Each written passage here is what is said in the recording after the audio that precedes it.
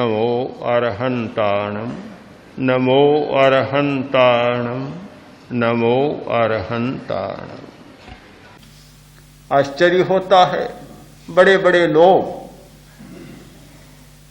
जो 50 वर्ष को पार कर गए, बहुत सारे सीए हैं, जज हैं, वकील हैं, इंजीनियर हैं, उन लोगों को ये बचपन का पाठ पढ़ना पड़ता है कि दीर्घ श्वास लें। बड़ी अजीब कहानी है हमारे समाज की और बड़ी अजीब कहानी है हमारे विज्ञान की और विद्यालयों की कि जो पाठ पहली कक्षा में पढ़ना चाहिए वह पाठ जीवन भर नहीं पढ़ा जाता और पहला पाठ नहीं पढ़ा जाता, इसीलिए बाद में पढ़े जाने वाले सारे पाठ आदमी को सताते चले जाते। अगर पहला पाठ पढ़ लिया जाए तो शायद अगले पाठ सताए नहीं और ज्यादा लाभदायी बन जाए। पर बड़ी विचित्र बात है, इसीलिए तुलसी अध्यात्म नीड़म के परिप्रेक्ष्य में प्रज्ञा प्रदीप के इस हाल में एक परिकल्पना की गई, आज के प्रत्येक आदमी को जीवन विज्ञान का पाठ पढ़ाया जाए। एक ग्रंथमाला तैयार की जा रही है, जीवन विज्ञान ग्रंथमाला। और विषय तो सब पढ़ाते हैं, विद्यालय पढ़ाते हैं, बड़े बड़े इंस्टीट्यूशन हैं, बड़े बड़े शोध के और रिसर्च के संस्थान हैं जहां हायर स्टडीज होती हैं, बड़ी बड़ी अनुसंधान हो रहे हैं, सब पाठ पढ़ाए जा रहे हैं। पर जीवन विज्ञान का बच्चा बेचारा इतना उपेक्षित है, उसे कोई पूछता ही नहीं, भी प्यास लगी हो तो जरा पानी तो पी लो, और सबको तो अतिरिक्त भोजन खिलाया जा रहा है और इस बच्चे को कोई पानी पिलाने की बात भी नहीं सोच रहा है। आज सबसे बड़ी आवश्यकता है जीवन विज्ञान को पढ़ने की। जो आदमी जीवन विज्ञान को नहीं पढ़ता कभी समस्याओं से मुक्ति नहीं पा सकता और फिर ऐसी स्थिति आती है कि हर आदमी दूसरे के अधिकार को हड़पने की चेष्टा में है। डॉक्टर मिला और युवक बोला, डॉक्टर साहब धन्यवाद। देखा कोई परिचित नहीं और कैसा धन्यवाद। एक आश्चर्य भरी आंखों से देखा, इतने में बोला, आपने बहुत अच्छा इलाज किया।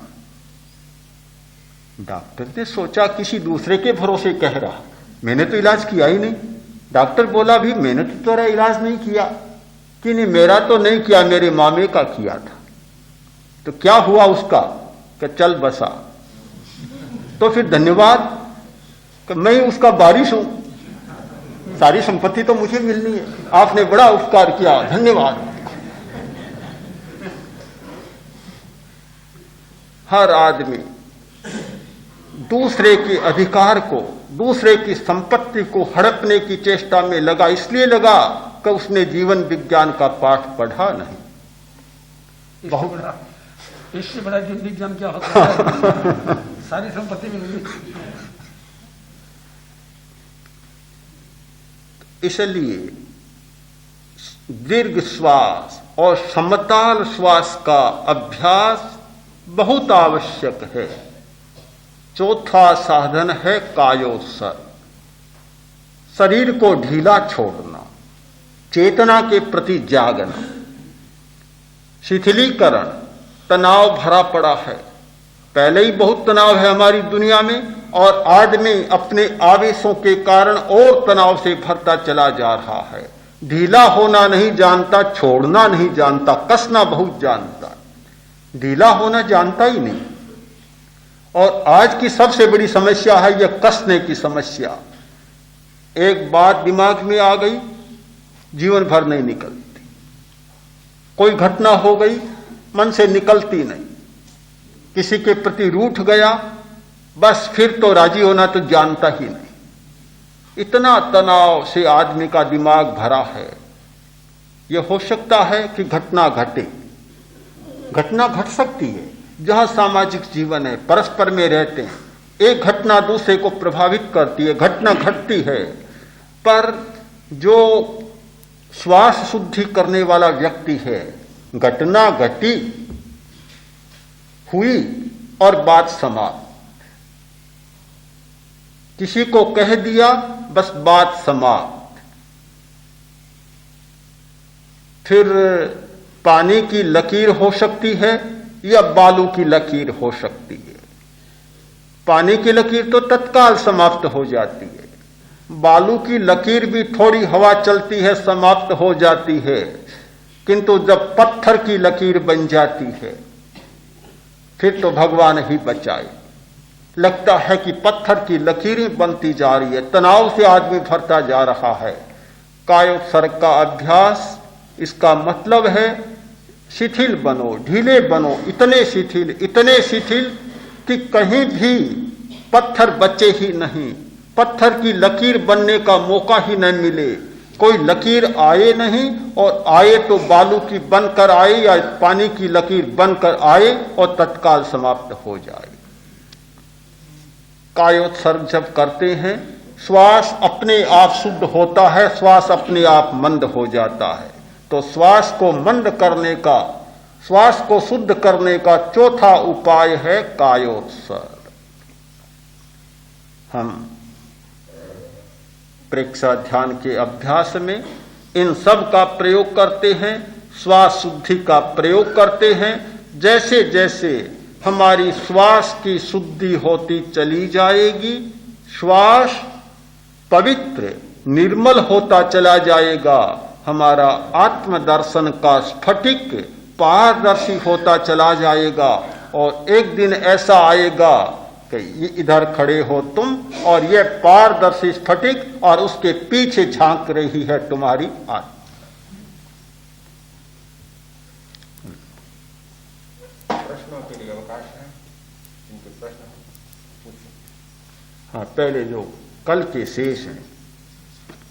मेरा समाधान, आपने अभी फरमाया कि इंद्रिय शुद्धि और भी कई थोड़ी इतनी लंबी चौड़ी गणित फैला दी, इतनी बड़ी जो लंबी चौड़ी गणित किए बिना तो हम परम प्राप्ति नहीं हो सकती। तो क्या ऐसा भी कोई उपाय है कि इतनी बड़ी गणित मैथ करके और दूसरा कोई रास्ता खुल जाए? जैसे एक इंजीनियरिंग लड़का पढ़ता है, गणित पढ़ता है, मैथमेटिक्स पढ़ता है और बीए ग्रेजुएट हो जाता है, बीएससी हो जाता है, और इधर आर्ट्स पढ़ने वाला भी बीए हो जाता है, ग्रेजुएशन दोनों को मिल जाता है, रास्ता दोनों के पास में सर्टिफिकेट होता है। तो ऐसा भी कोई और रास्ता है जो इतने बड़े जाल में फैला करके और कोई सस्ता और जल्दी? ठीक है, प्रश्न है कि इंद्रिय शुद्धि, आहार शुद्धि, श्वास शुद्धि एक जाल सा बिछा दिया, क्या कोई ऐसा ही रास्ता है? जैसे कोई पढ़ता है, इंजीनियरिंग पढ़ता है तो इंजीनियर हो जाता है, गणित पढ़ता है, मैथमेटिक्स में पढ़ता है तो गणितज्ञ हो जाता है, वैसे ही कोई रास्ता है जिससे कि सीधा काम बन जाए? हर माता पिता चाहेंगे ऐसा कोई स्कूल में रास्ता मिले कि पहले दिन प्रवेश और इंजीनियर होकर निकल जाए। जाल खिंचाने की जरूरत क्या है? इतने वर्ष पहले तो मैट्रिकुलेट बनो और फिर उसके बाद आगे बढ़ो, 5 वर्ष का इंजीनियरिंग का कोर्स करो। हर के लिए 10, 12, 15 वर्ष का कोर्स क्यों? बस जिस दिन भर्ती हुआ और अध्यापक महोदय कोई ऐसी घूंट पिलाए कि शाम कोई बच्चा पास होकर सब कुछ निकल जाए। आज वो शाम को फसल काटो। हाँ, सुबह बीज बोए, इतना लंबा 4 महीना 6 महीना तक रुखाली करो, पशुओं से बचाओ, इतना जाल क्यों बिछाए? सुबह बीज बोया और शाम को फसल काट कर घर पर आ जाए। आज तक दुनिया में ऐसा हुआ नहीं। हर बात का एक क्रम होता है, वह क्रम है जाल नहीं, क्रम को पार करना ही पड़ेगा।